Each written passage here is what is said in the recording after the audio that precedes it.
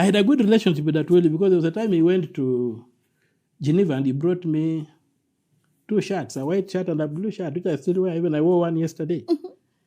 But when it got that point, he's trying to bribe me to do something bad. I told him no. And that's the last time I've spoken to him. So we climb up there. He goes into the inner chamber. He comes out with a bundle of money. He tells Tia, how much do you have? Tia brings some bundle of money. I think it came to about 5 or 6 million shillings on the table. So he says, young man, I've brought you this money. Take this money. Go and withdraw that case. I looked at him and I said, I don't do those kind of things. Oh my God! I may not be your best, and I don't claim to be, but I'm the one you have.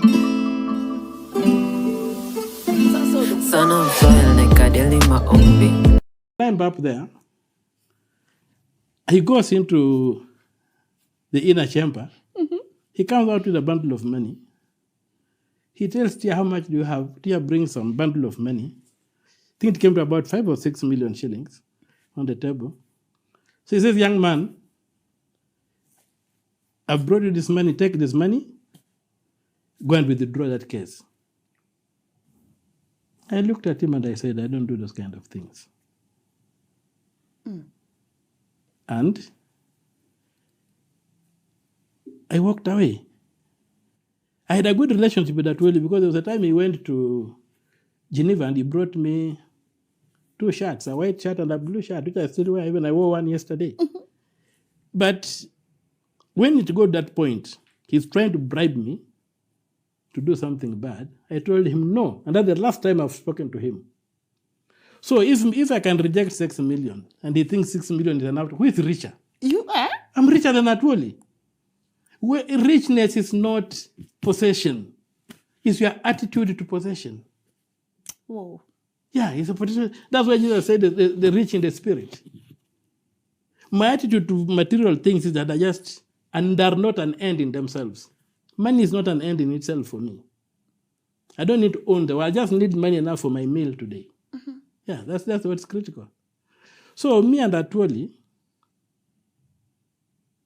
who is rich, I'm richer than him because he tried to give me, he thinks money can solve problems. I told him no. So Okiya Omtatah and Maraga are the few honest politicians that we have in our country. And him saying that Atwoli offered him money, na akakataa, I think is so true. Because someone like Atwoli, how does he survive to be the chairman of Kotu for that long without being corrupt? So he's used to paying his way out of trouble because Kotu has never had, I don't think they have ever had any fair elections because hiyo tunafai kuwa na term limit if we're being honest. Haiwezi kuwa that is the only guy that can serve there. It's almost like it's only purely for him. And it's not like he's fighting for workers' rights. He just uses the workers to negotiate a better deal with the government. So instead of you being paid, he gets a bigger commission. So anzapeleka strike just for him to get a bigger commission. Same thing Raila does with his community, where time after me lose na anataka to make a better deal, he takes his people to the street for him to get a better bargain. Same thing the Kotu boss uses. And it's a tactic most politicians use, because if you look keenly, before 2022 elections, Atwoli was purely against Ruto. But immediately Ruto won, he switched sides, and nowadays he's in Ruto's praise and worship team, where Ruto can not do any wrong according to Atwoli. And the reason he had to switch sides is because he knew that if he went against the government, wangemtoa kwa hiyo post, because it's easier to remove him from that post, to just open or just say that there should be a free and fair election in Kotu. Because there is that one guy is the only guy that can serve. Plus, nowadays, whatever he's saying are things that go against what people want. He should be fighting for workers' rights, but he's only fighting for his stomach. Is he wealthy? Yes. But is his wealth genuine, or is his wealth mostly through people's frustrations and misery?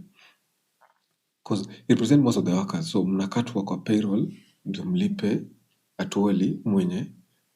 He's not fighting for you guys. He's never fought for the people. And really, he's really tactful. and he really knows how to survive. And for politicians like Okiya Omtatah, I think it's very, very tough for them to survive because campaigns are expensive. Being a politician is expensive.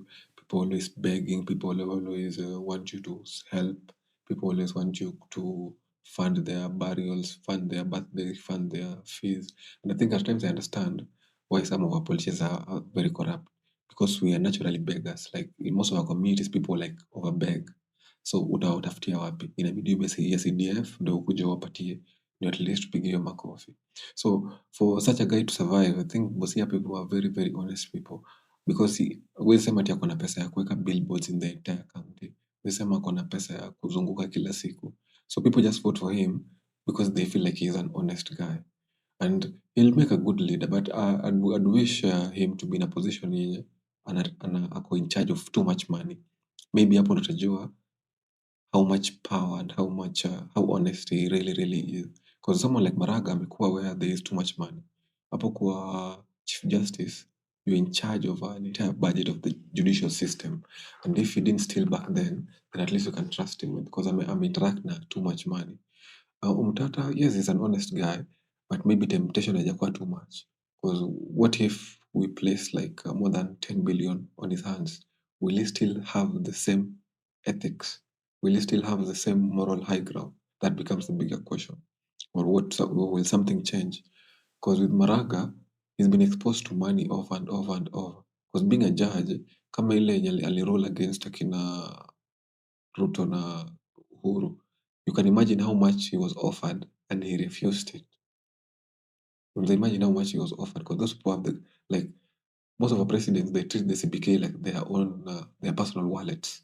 So wangemtolea any amount angetaka. Same thing they did with Chebukati in the last and the other even in the other election. And they just go and withdraw money for you and they give it to you. And Kibaki ndiye alianza hiyo trend where when we are nearing any election period, you even go and borrow yenye iko hapo ndani haijatosha, unaenda hadi unaomba wazungu ndio ukuje uharibu.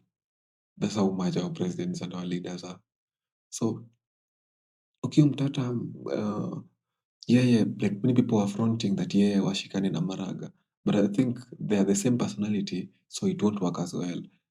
Maraga really needs mtu outgoing, mtu at least explosive kidogo, mwenye atakuwa at least akona the words, like a Ruto vibe, like a Ruto in terms of the words, not the actions.